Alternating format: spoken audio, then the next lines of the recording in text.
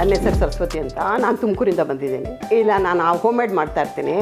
ಆಗಾಗ ಇಲ್ಲಿ ನಮಗೆ ಮಕ್ಕಳೆಲ್ಲ ಇದ್ದಾರೆ, ನನ್ನ ಫ್ರೆಂಡ್ ಇದ್ದಾರೆ, ಗುಂಡಮ್ಮಜ್ಜಿ ಅಂತ ನನ್ನ ಫ್ರೆಂಡ್ ಇದ್ದಾರೆ, ಅವ್ರ ಮನೆಯಲ್ಲಿ ನಾನು ಹೋಮ್ ಮೇಡ್ ಯಾವಾಗಿಂದ ಶುರು ಮಾಡಿದ್ರಿ?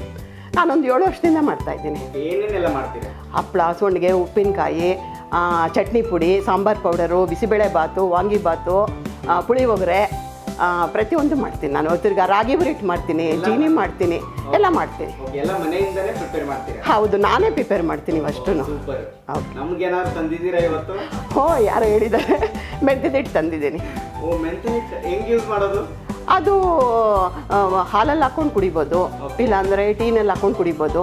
ಅದು ತೊಗೊಳೋದ್ರಿಂದನೂ ಈ ಮಾತ್ರೆ ಅದು ತೊಗೊತಾರಲ್ಲ, ಶುಗರ್ ಇರೋರಿಗೆ ಇದಾಗುತ್ತೆ, ಮಂಡಿ ನೋವೆಲ್ಲ ಕಡಿಮೆ ಆಗುತ್ತೆ, ತುಂಬ ಹೆಲ್ಪ್ ಆಗುತ್ತೆ ಅದು. ಹಿಂದಿನ ಕಾಲದಲ್ಲಿ ಹೆಣ್ಮಕ್ಳು ಏನೋ ದೊಡ್ಡವ್ರು ಆಗ್ತಾರೆ ಅಂತೆಲ್ಲ ಮೆಚೂರ್ಡಾದ, ಆ ಟೈಮಲ್ಲಿ ಮೆಂತ್ಯ ದೋಸೆ ಎಲ್ಲ ಕೊಡ್ತಾರೆ. ಮೆಂತ್ಯ ಯೂಸ್ ಮಾಡೋದು ಶರೀರಕ್ಕೆ ತುಂಬ ಒಳ್ಳೆಯದು. ಹೌದು, ನಾನಾ ರೀತಿ ಯೂಸ್ ಮಾಡ್ಬೋದು. ಇವತ್ತೇನು ಮಾಡೋಣ ಅಂತ ಅಂದ್ಕೊಂಡಿದ್ದೀರಾ? ನಾನು ರವೆ ರೊಟ್ಟಿ ಮಾಡೋಣ ಅಂದ್ಕೊಂಡಿದ್ದೀನಿ. ಆ್ಯಕ್ಚುಲಿ ಈ ಹೋಮ್ ಮೇಡ್ ಮಾಡ್ತಾಯಿದ್ದೀನಿ 7 ವರ್ಷದಿಂದನೂ. ಆದರೆ ಅಡುಗೆಲಿ ಸ್ವಲ್ಪ ಡಲ್ಲೇ, ಮದುವೆ ಅಡುಗೆ ವಿಷಯದಲ್ಲಿ. ಆದರೂ ಪರವಾಗಿಲ್ಲ.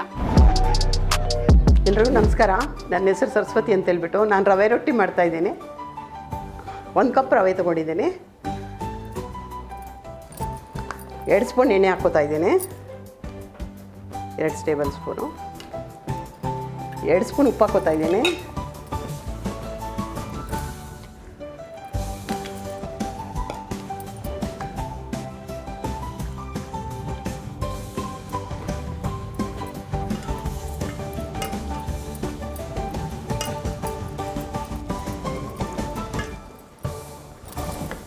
ಅರ್ಧ ಬಟ್ಲು ಒಂದು ರವೆ ತೊಗೊಂಡಿರ್ತೀವಲ್ಲ, ಅದರಲ್ಲಿ ಅರ್ಧ ಕಪ್ಪು ನೀರು ತೊಗೊಂಡಿದ್ದೀನಿ.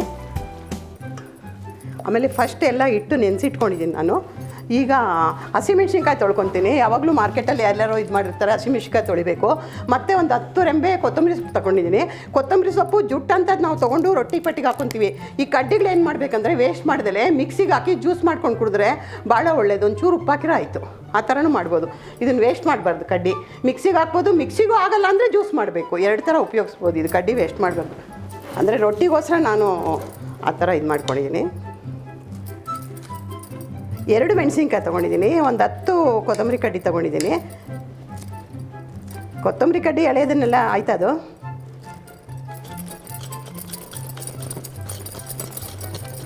ನಾವೆಲ್ಲ ಇಳಿಗೆ ಮನೇಲಿ ತುರಿತೀವಿ. ಟೈಮ್ ತಕ್ಕಂತೆ ನಾನು ಈ ಫಾಸ್ಕಲ್ಲಿ ನಾನು ಕೆರ್ಕೋತಾ ಇದ್ದೀನಿ. ಈಗ ಕೊಬ್ಬರಿನ ಎಲ್ಲ ತೊಗೊತಾ ಇದ್ದೀನಿ. 2 ಸ್ಪೂನ್ ಕೊಬ್ಬರಿ ತೊಗೋತಾ ಇದ್ದೀನಿ.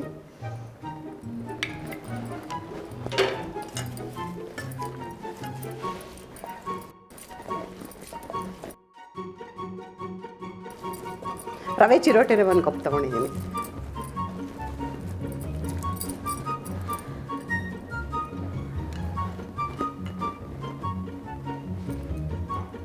ಒಂದು ಸ್ಪೂನ್ ಹಾಕಿ 1 ಸ್ಪೂನ್ ಎಣ್ಣೆ ಹಾಕ್ಬಿಟ್ಟು ಎಲ್ಲ ಸೌರ್ಕೋಬೇಕಾಗುತ್ತೆ. ಸ್ವಲ್ಪ ಹೆಂಚು ಬಿಸಿ ಬರೋವರೆಗೂ ಉರಿ ಜೋರಾಗಿರಬೇಕು. ಆಮೇಲೆ ಕಮ್ಮಿ ಮಾಡ್ಕೋಬೋದು.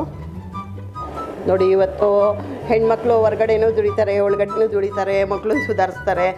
ಎಷ್ಟೆಲ್ಲ ಅವ್ರಿಗೆ ಇದಿದೆ ಅಂತಂದರೆ ಅಷ್ಟೆಲ್ಲ ಕಷ್ಟ ಬಿದ್ದು ಎಲ್ಲ ಮಾಡ್ತಾರೆ. ಈ ಗಂಡಸರು ಉಪ್ಪು ಜಾಸ್ತಿ ಆಯಿತು, ಕಡಿಮೆ ಜಾಸ್ತಿ ಆಯಿತು, ಅದಾಯಿತು ಇದಾಯಿತು ಅಂತ ಮಾತಾಡ್ತಾನೆ ಇರ್ತಾರೆ.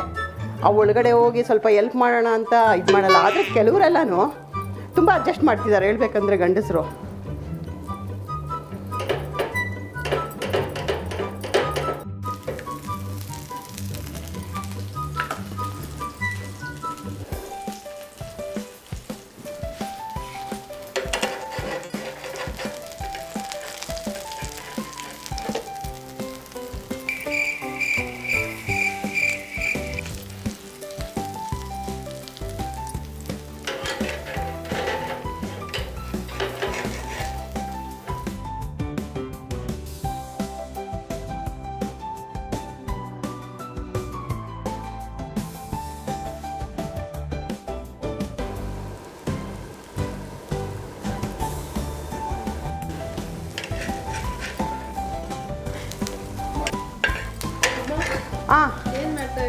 ಅಕ್ಕಿ ರೊಟ್ಟಿ ಮಾಡ್ತಾಯಿದ್ದಮ್ಮ. ಮಕ್ಕಳು ಮನೇಲಿ ಬಂದರು. ಸಿಂಪಲ್ಲಾಗಿ ಒಂಥರ ಇದಾಗಬೇಕು. ಸ್ಕೂಲಿಗೆ ಸರಿ ರವೆ ರೊಟ್ಟಿ ಸಾರಿ ಇದಾಯ್ತು. ಇದು ಅರ್ಜೆಂಟು ಮಕ್ಕಳನ್ನ ಬಂದು ಗಲಾಟೆ ಮಾಡಿ ಹೊಟ್ಟೆ ಹಸಿತಾ ಇದೆ ಅಂದಾಗ ಮನೇಲೇನು ಬಿಸ್ಕತ್ತು ಬ್ರೆಡ್ಡು ಏನೂ ಇರಲ್ಲ. ಅಂಥ ಟೈಮ್ನಲ್ಲಿ ಅರ್ಜೆಂಟ್ಗೆ ಯಾವುದೋ ಒಂದು ರೀತಿ ಅಂತ ಒಂಚೂರು ರವೆ ಮನೇಲಿ ಇದ್ದೇ ಇರುತ್ತಲ್ಲ, ಯಾಗೋ ತಿಂಗಳಿಗೊಂದ್ಸಲ ಸಾಮಾನು ತಂದಿರ್ತಿದ್ದೀವಿ, ಆ ಟೈಮಲ್ಲಿ ಸ್ವಲ್ಪ ಮಾಡಿ ಕೊಡ್ತೀನಿ ಮೊಮ್ಮಕ್ಕಳಿಗೆ.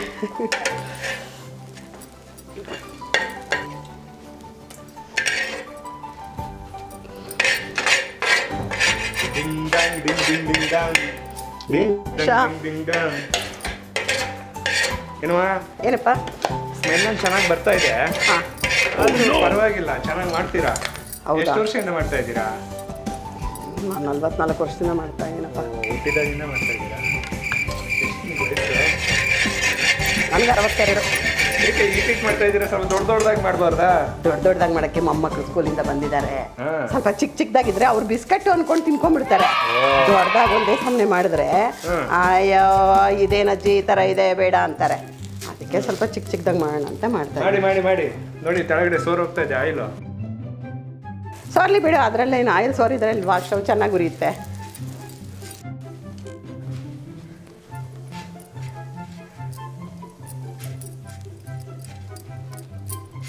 ಸ್ಕೂಲಿಂದ ಮಕ್ಕಳು ಬಂದಾಗ ಅಮ್ಮ ಅಜ್ಜಿ ಹೊಟ್ಟೆ ಶು ಅಂತ ಹೇಳ್ತಿದ್ದಾಗ ಮನೇಲಿ ಏನೂ ಇರೋದಿಲ್ಲ, ಒಂದು ರಸ್ಕ್ ಇರಲ್ಲ, ಬಿಸ್ಕೆಟ್ ಇರಲ್ಲ, ಏನೂ ಇರಲ್ಲ. ಆ ಟೈಮಲ್ಲಿ ಹೋಗಿ ನೋಡ್ತೀನಿ, ನಾನು ರವೆ ಇತ್ತು, ಆ ಥರ ಆಗಿ ರವೆ ರೊಟ್ಟಿ ಬಿಸ್ಕೆಟ್ ಟೈಪೇ ಮಾಡಿ ಕೊಟ್ಟಿದ್ದೀನಿ.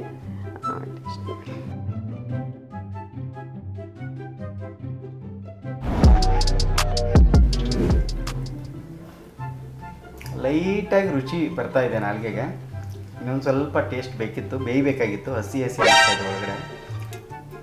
ದಪ್ಪ ಇರೋದು ಚಿಕ್ಕದು ದಪ್ಪ ಇರೋದ್ರಿಂದ ಸ್ವಲ್ಪ ಹಸಿ ಬರ್ತಾ ಇದೆ.